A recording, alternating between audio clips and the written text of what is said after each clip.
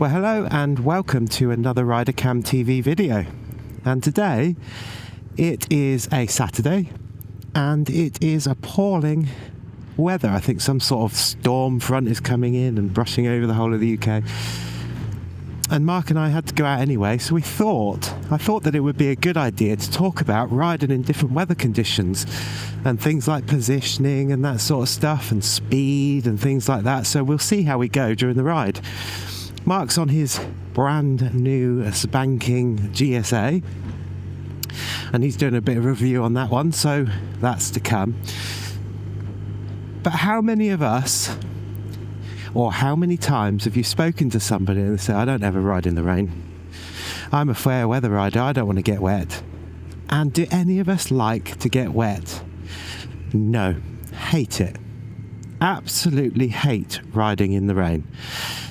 Having said that, I spoke to somebody who put a different perspective on riding in the rain and riding in different weathers, who's become quite a good friend, and he had quite a few health issues, and he said, I was looking out the window and thinking, if I get through the stuff that I'm going into, I will never complain about being in a bike suit behind a bike visor in any weather, and I'm going to live life to the full and I'm just going to enjoy it. And you know, since then I'm thinking, I ride and I have ridden in lots of weathers. It doesn't matter what the weather is, you're always out riding. I mean, obviously things like ice and things like that are really, really bad. I wouldn't go out riding if it was snowy or icy because it's just too risky. But there are things that you can do to mitigate the riding that you're doing and to try and stay as safe as possible with most weathers. So I dare say that lots of people watching this video would have ridden their bike at some point, and it's been a lovely day, it's been lovely weather, but at some point on the ride it's become horrific weather. You've had amazing downpours of rain, flooding everywhere, and it's changed completely your ride, but you can't do anything about it because you're actually out there riding. So you have to be able to ride through it and ride safely. So the thing that I say to a lot of the associates that come to me when we are going through the advanced program with Rosper is that the only real time that we're going to cancel a session is if it's really, really, really bad wind, like a cyclone or something like that, or it's horrific weather that it just makes sense that it's too unsafe to go out riding. And that's one of the big things. Are you safe to go out riding? So there are, of course, people that have to go out riding to and from work that might get caught up in a really bad weather front, really bad weather, and have to deal with it. So I thought, well, what we do is we talk about where we position, how we ride, all that sort of stuff on a day that's actually not the nicest of days. But looking on the camera, we've got a bit of grey cloud, we've got blue cloud there, we've got a bit of sunshine. It's not a hugely bad day, is it? But then you add in the wind and you add in the possible rain, and there are things that you need to plan for. So positioning. So I'm riding here, it's not particularly windy at the moment, I'm riding in my normal position to be able to see where I'm going. But we know that it's blustery and gusty of wind. So if I was to sit right out here on position 3 and suddenly go past somewhere like a gate opening to a farm entrance, that sort of stuff, you could expect the bike to just blow you like that all over the place. So you have to take into consideration the weather conditions that you're riding in. So let's start with the basics. So road condition. Road condition's good, it's no different than any other, but what could we expect to be on the road on a day like this? Windy, it's been rainy, we've had some horrendous downpours. In between, the weather's been great, then it's been bad. But the overriding fact is that the ground is wet. So you could argue that the ground is a little bit wet, therefore it could be a little bit slippery, therefore it could hide potholes that you might not see, so you need to be a little bit more vigilant. which brings into question, or it brings into your mind, that you have to plan further and further up ahead. So planning for this corner with all these bumps down on the bottom, I'm in position 3. It's not particularly windy, but now I'm going to check my mirrors and come out to position 3. So that was 1, sorry, into 3, right round the corner. Now I'm scanning, as well as looking into the distance to plan for my next position 1.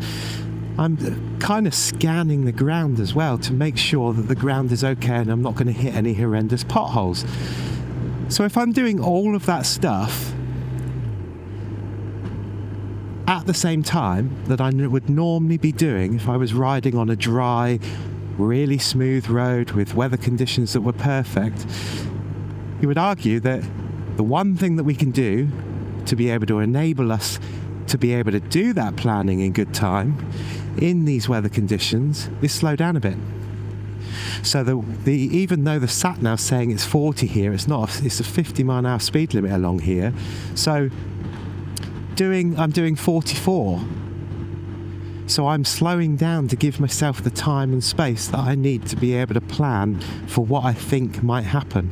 And then, of course, because you are planning and thinking for what might happen, when it does happen, you're not so much taken by surprise. And that's what advanced riding's about. That's what all riding is about, whether you think you're an advanced rider or whether you are or whether you're not. You still think about how you ride. And when you're thinking about when you're riding, I find it the most therapeutic thing in the world. So the clouds are up there. You can see that horrific weather that's going across there. So one would imagine that that will catch up with us at some point. So the other thing that you need to make, very kind of him, even though the roundabout says give way to your right, but it was very kind. So up here, the wind has pushed me into position 1. Because the wind is coming from my right to the left. So it's making stability on the bike a little bit more difficult than before. So you need to just be 100% sure of what you're doing. And when I tip it over here, doing all my checks and stuff, it tipped me in quite quick. So you have to make sure that you're prepared for the fact that your bike is going to tip into one way or the other quite quick because of that wind and the external influences that you can't see. So I'm going to plan to go into position 1 here, because we've got a right-hand bend. Now this is a 60-mile-an-hour limit. Is it safe for me to do 60? I think it probably is, 100% at the moment. It's not too windy, but what I've got to think about is where the road's going, the road surface, what's happening on the side of the road as well. Not necessarily the dynamic stuff that people are moving around, but I've got a junction here, so I know that the wind is coming from behind me because that's where I was pushed over. So I know that I'm not going to get blown too much by that T-junction or that that junction that crosses the road. So here, there's a car waiting to turn right across my path. So I'm going to move now, and that movement signifies to them subconsciously that something different is happening. So if they hadn't seen my bike, they would have seen the movement. And it's the same in dogs. The dogs don't see people at 300 yards away or half a mile away. They see the movement, and we're much like them. We see the movement in our eyes. So I'm in position 1 now, quite happy, because the speed is 44, 45, people are taking it steady. I can feel the wind around my shoulders. I can feel the wind every now and then catching my bike. So if I was to go over to here, I feel quite happy. I'm in position 3-ish. I can see what's happening. The road ahead is clear. The people behind me are giving me a good distance. But there's lots of movement in lots of the foliage on the side of the road, and there's lots of open spaces where wind could just gust me. So just having a think and having it in the back of your mind that it's really blustery, it's really windy. Wind is one of those things that we don't necessarily see. We can see the effects of it and feel the effects of it, but sometimes the effects of it can be felt far too late. So what happens when you get hit by a gust of wind? Well, what happens when you get hit by a gust of wind, if you're really floppy on the bike, is the bike just gets wiggled. It gets pushed out the way. Now, if you're not prepared for that, I think that it could be really disconcerting. And the first time it ever happened to me, it was like, wow, I've got to get off this bike. That's so scary. But if you're planning for that to happen and you're not rigidly holding on so tight onto the bike, the bike just does its thing. And before you know it, you've righted yourself, and it's almost giving yourself not overconfidence, but a little bit of confidence of how to deal with how your bike behaves in different situations. So let's move out the way of this car so that he's got enough room to see where I'm going. Check behind my little blind spots, indicate off, and away we go. Now I can see that the road opens up into a 60. Now, I don't see, with the weather conditions at the moment, that there's any issue with doing near to the speed limit. It's not a target. I shouldn't have to get there as quickly as possible, but I should get there with some gusto, because if I'm doing 40 and then 41 and 42 and getting to 60 so slow, it could impede other road users. So I'm quite happy going into position 3 and then into position 1. But bear in mind, I can feel the gusts of wind that are quite blustery around my shoulders. I can feel every now and then them hitting the fairings of the bike. And although this is a really streamlined bike, it doesn't have catch the wind sometimes. So I'm just mindful that when it starts feeling a little bit more windy, that I'm changing my position. So one of the things that I talked about earlier on is time and space. Giving yourself time and space to formulate where you're going and what you're doing is one of the most important things in riding, certainly in advanced riding, but I would argue in anybody's riding. If you're planning as far ahead as you can possibly plan, you've already got your plan set. So, for example, I know that the speed limit changes to 30 just where that last car is coming up over the hill. But I know there's a corner, so I'm in position 3. I'm already planning, change down a gear. I'm already planning to go into position 1 so that I can see around the corner. And I'm going to check behind me to make sure people are seeing me slowing down. Now, everybody's taking it a little bit easy today, and there we are at the 30, doing 30 miles an hour. So if something had happened, having planned all of that, I feel like I possibly would have given myself the best chances to be able to deal with those eventualities should they have happened if I wasn't expecting it. So, going down the hill here, I'm in position 1. I'm going to just quickly check my blind spots. I always do that, it's a habit of mine. Into position 3. I'm really sheltered here, so I can assume that there's going to be no wind, and I'm planning for what I could reasonably expect to happen. No wind at all. So position 3 all the way around gives me the best view. Now I can see that the wind, and I can feel the wind's got up a little bit. So if I was in position 3 here and cars were coming, I could have got blown out into the road. So is there a problem with just coming into position 2 and just slowing myself down? I don't think there is, providing you're planning for that to happen. Now, I've been out riding before on the North Cliffs of Cornwall. I've been riding at the top of the Picos in horrific weather. I mean, one in particular, you plan as much as you can and something may always catch you out, but you're giving yourself the best tools in the toolbox and the planning for every eventuality that should it happen, you're better placed to cope with it. So we were going up the Picos Mountains and we got to the world famous Deer right on the hairpin. And it got so windy all of a sudden, I was in second gear, I had to go into first gear and the wind stopped my bike. And it was only because I managed to put it in first gear and use the torque of the bike to power through that it kept me upright. So it's little things like that. You can plan for everything, but something will always be there that's waiting to catch you out. So time and space. It becomes very boring when you talk about time and space, and I think people think that riding in an advanced fashion is quite anal. I think of advanced riding as if I'm listening to classical music. There's so much going on in bits of music, it is unbelievable, and yet it's so relaxed. And obviously there's different sorts of classical music, but I get lost into the music. Like trance music, it's another favourite of mine. I get lost in trance music. It's almost like classical music to me, and it makes me concentrate, and it's like riding in an advanced fashion. I'm riding and I'm concentrating and I'm planning, and if it all goes right, it feels like it's just meant to be. So just stopping here at these traffic lights got me thinking about the weather conditions, that sort of thing. So you stop at the weather conditions, and there's an age-old debate, isn't there, of which foot do I put down? Do I put my right foot down? Do I put my left foot down? In my book, it doesn't really matter what foot you put down. If you put the correct foot down for the situation in you, are you going to feel more comfortable? I would argue that the answer would be yes. If you feel more comfortable, are you less likely to make a mistake? Could argue that that could be a yes, but take now. It's quite windy, quite exposed, so just having one foot on the ground could allow the bike to sway both ways. So is there any problem with putting it in neutral and not labouring the bike and putting both feet on the ground? I don't think that there is. Mark's just done the same as well. There isn't at all. It just means that it takes a little bit longer for you to get going again, which means you need to concentrate a little bit more, which means you need to plan a little bit earlier for getting it into gear, looking, making sure your peripheries are clear before you make a move.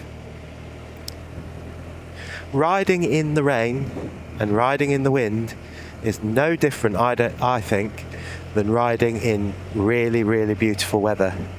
In fact, I really quite like riding in the rain and riding in bad weather, because it makes you concentrate and it makes you enjoy the weather when it's really, really nice and you haven't got to worry about gusts of wind knocking you out the way or bits of flooding appearing everywhere. So our positioning on this road, I'm going to move to position 1 because kind of Mark and I are riding together. So we're going to move to lane 2 because the traffic stopped. We can reasonably expect to happen by the time we get there that the traffic lights should almost be changing, so we can get away. And we've made progress. This word progress seems to be so complicated to a lot of people. Progress can be made anywhere. We're going to overtake these 2 cars, or get in front of these 2 cars so they're not impeding us, really quite easily. Without breaking the speed limit, without pushing our way in, without being bullies. But we have just got past 2 vehicles without causing a sweat, and now we're not the hazard. So by planning ahead, we plan to be in that outside lane. We were away before those cars were away. We're now in front of those cars. It's not about being in front, I've got to be in front. But progress is very much talked about in different circles, and with quite a negative result, to be honest. Progress seems to be bandied about that you've got to overtake. I see progress as a result of excellent planning. So progress could be riding through a city like Truro and spotting that there's a car stopped in lane 1, the traffic lights are about to change, and going into lane 2 because that's where the path of least resistance is. In this case, he's moved away sooner. Both roads merge anyway, so it's not a huge issue. But that's all it's about. Planning, time and space, and just making things as safe as possible. So I'm hoping that we get out onto a bit of road, because we're heading out into the wilds of Cornwall, and we find some roads that are within some conditions that are quite windy. So positioning, I'm looking right down the end of the road, and I've just seen the car's headlights come around. The road goes to the right, then it goes round to the right, then it goes round to the left where that burgundy car and the silver car's coming. So if I just stay in position 3 and check my mirrors every time the road moves my bike into a different place, I haven't done anything, but I've moved from position 1 to position 3, or to 2, then to 3, all because the road tells me, or does that for me. It's the same here. So if I stay in position 3, because I can see all I need to see all the way around to the end. If I go to position 1, I'll see a little bit more. But now, if I just check my mirrors to change into position 1, without moving anywhere, I could check all of these cars along here, they're all fine, and I've got a brilliant view of that corner, and I've not even had to move my bike. All I've had to do is just check my mirrors every time I've changed position, and the road has done that for me. Isn't that just great? So these are tiny little things about road position that you can do without even thinking about. So I'm in position 1, there's nothing in the junction, so I don't need to worry about that. I'm going to check my blind spot, get into position 3, looking around the corner, push the bike over, and there we are, we're in the right position for this corner and the change of speed. So quick check over my shoulder, because we always do that when we go into a higher speed limit, just in case we are having to then have somebody that thinks they're going to race us by the side of us. So I'm in position 1 now, and I can feel the wind getting more, because you can see that it's getting more exposed up here. Staying in position 1, I can see right around the corner. I know it's going to go up a hill. There's 2 lanes here, potentially we'll get past that black car. Depends what sort of speed they're doing, because it's only a 60 here, it's not a dual carriageway. So into position 3 already, should the opportunity present itself. We're doing 53, it's quite a way up the hill, so we can bring it up to 60. Now I'm in position 2.5 at the moment, because it is a little bit windy. We got vehicles that are coming the other way, potentially 60 or upwards of 60. You can see that it's really windy. I'm going to go back into lane 1, because there's no need to be in lane 2. It's really blustery. So if I'm doing what Mark's doing, and he's doing it on purpose to stay in position 3, do you think there might be the opportunity, or there might be the occurrence that the wind might blow you into the other side of the traffic? It might blow you around. So in actual fact, it's just easier just to take the safe spot and just stay in a little bit. Now obviously if I was in position 1, I wouldn't have the best view. I wouldn't see that junction. So being out here is a really good place to be for view. But we've got to ensure that our positioning is for safety first, stability second, and view third. You might view the stability and view in a different order, but that's the way that I do it. But safety is always at the beginning. So we're going to turn off right here, and we're going to head off to St Maur's or Verrian and off there. So there's some lovely roads out here. Even in this weather, they will be lovely. So let's get into the middle of the road. Slow it down. I don't really want to stop and put my foot down, because we've got a few cars there, so I just keep it slowing. Just keep it slowing. Just keep it slowing. There we are. Quick check over my shoulder. Quick check again, and then see where we're going, and off we go. So this road hopefully will present us with some things to talk about. And by that I mean, with the weather being like it's being. Now, we've already discussed on this road, it is wet. You can see the spray coming off that car in front. So we know that the roads are wet. We can see that the roads are wet. It also presents a seeing problem, a sight problem, if that makes sense, because in certain places the sun is quite low. It's certainly quite bright, and bouncing off the wet road surface might blind you. You know, it might not necessarily blind for the rest of your life, but you know what I mean. It might blind you for a period of time, and you might not be able to see exactly where you're going, so you just slow down. Now the road, because of the wind, is drying off. So now I'm going to get more traction on my tyres, and I haven't ever worried about the traction that I have on my tyres. I have in my head, because I'm human, the same as everybody else. And the thing is, the traction that you get from your tyres is immense. Even if it's the worst wet weather, it's got all this sludge and stuff all over the road that's been blown off the trees. The tyre companies have spent billions of pounds making these tyres. They do so much R&D. They're far better experts than I am. But the tyres have also got much more talent than I've got. So we can power around these roads doing different speeds, but look at all of this sort of stuff that's all been chucked around all over the road. Is it worth powering around here at 60 just because you can do 60, relying on the fact that your tyres will grip you, because we lose far less grip than we think in our heads? I would rather be riding with floppy arms so that I can cope with things and I feel relaxed, than holding on because I'm pushing the limits and I'm getting out of my comfort zone and I'm starting to get to the edge of my ability in weather like this, or any weather. but there's lots of rubbish on the road, so we need to take that into account. There's a van that's just gone around the corner, or a delivery truck of some sort, so we're going to come across that. So I'm already thinking in my head, when we get round all these twisties, there's a nice open straight, is that going to present an opportunity to overtake it? At the moment, we're gaining on him. We're not gaining on him that much because we're taking it easy. The road is greasy. All this rubbish is blown down from the trees, so my positioning is still the same as it normally would be, because we're really quite sheltered here. The wind isn't touching me at all, it feels, and it's certainly not pushing the bike around. In fact, it feels like an autumn day, but not a stormy day, if that makes sense. So the lorry is pushing on a little bit. There's a lovely straight down here. We're going to get a view round about now, and there's a car coming.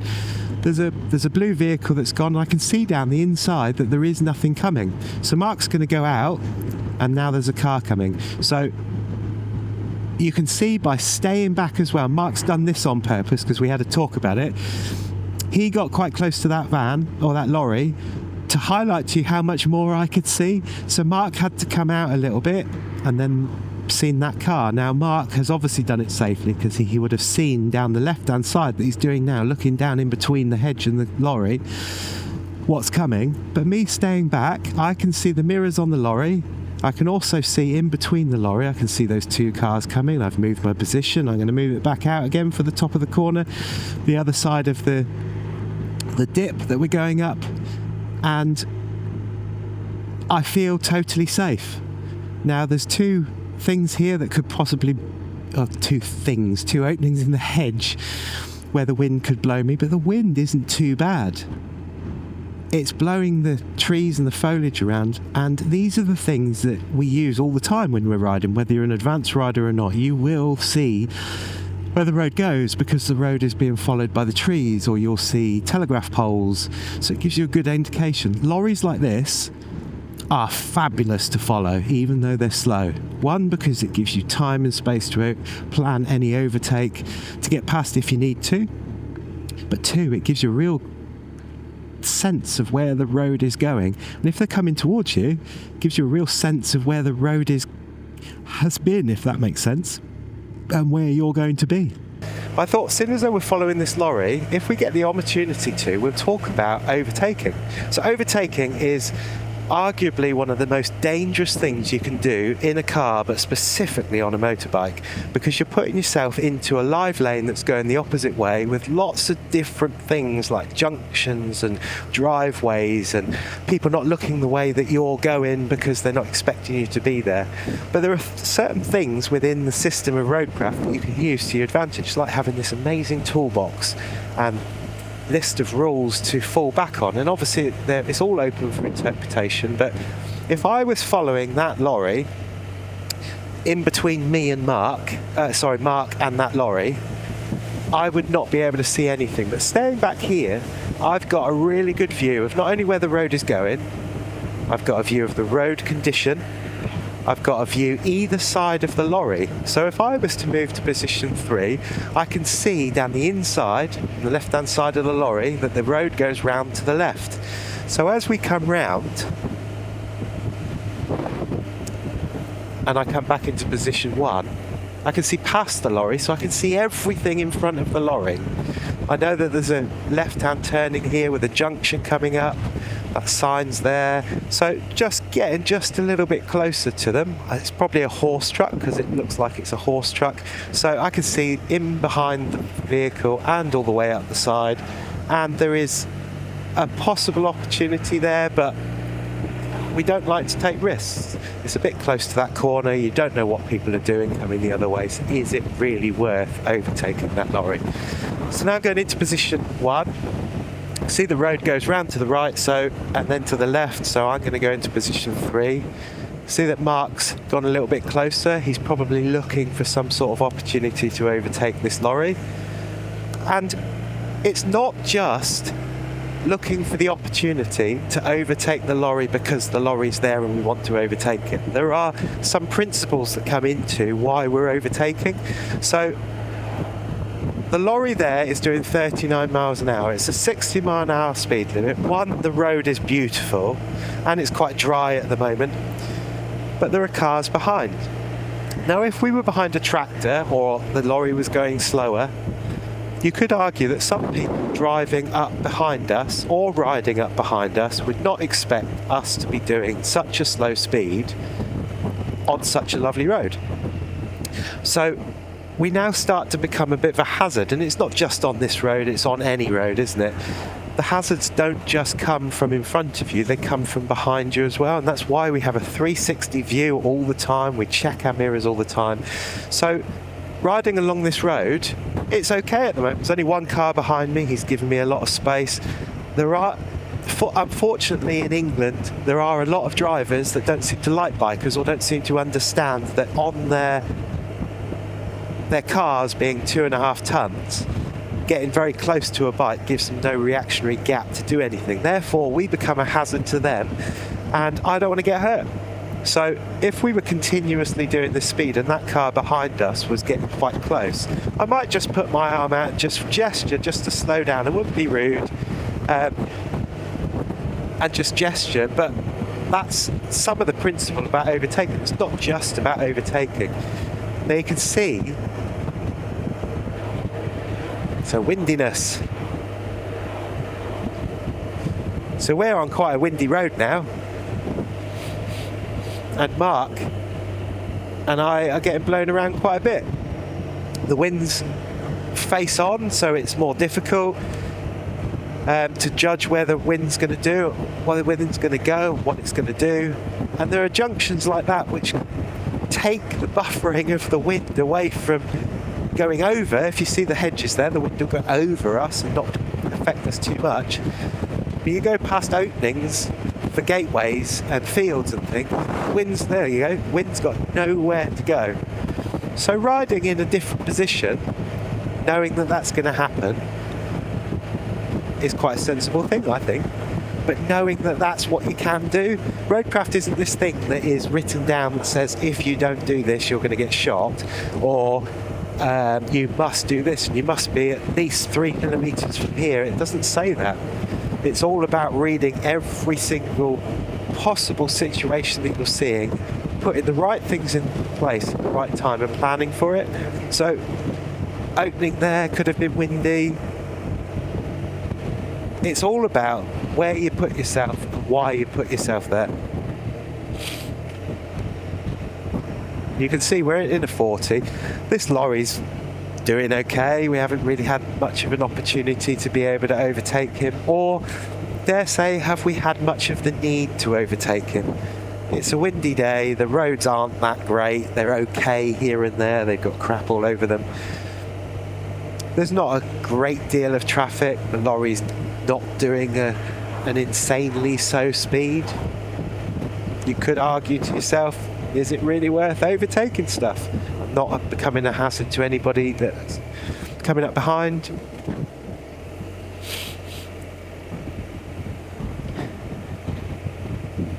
And then that happens, they turn off and you don't need to overtake them. Wonderful. But we do need to plan for the fact that they might stop. All in good time so somebody behind doesn't get so close. And then just check that nobody's going to overtake, and then off we go again. Bear in mind we're still in a 40, so we can't be powering off, but there's a 60 limit there. I'm going to come into position 1, give me the best view around that corner, and I can feel the wind. Position 3 again, look over my shoulder, and we'll pick the speed up a little bit.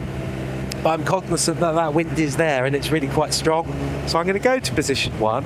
There's a junction there, so I'm just going to pull out slightly, just in case the wind blows me, but also to give me the view of that junction. There's nothing there, so we can come back to position 1.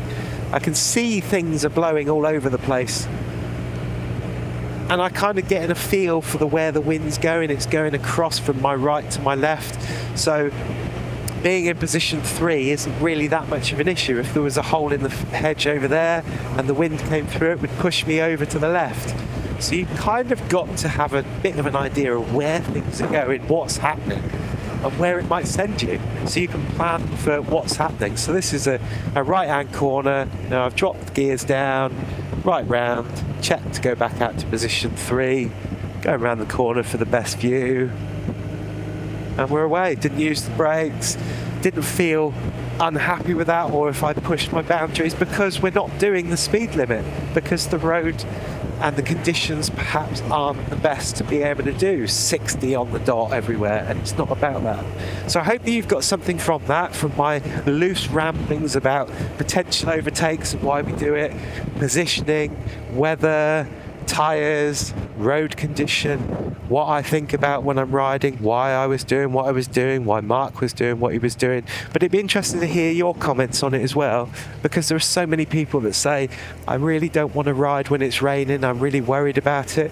But until you practice doing something that puts you out of your comfort zone a little bit, you're never going to get better. And for lots of people, I see this becomes such a major barrier to them going out riding. And I'd love people to enjoy riding no matter what the weather is, but just use some of the tools that we use just to be a little bit safer. So if you like the video, give it a thumbs up, hit the subscribe button, and we'll see you soon. And we're just going to go into Pendower Farm and see what amazing stuff they have here, because they really do sell some good stuff.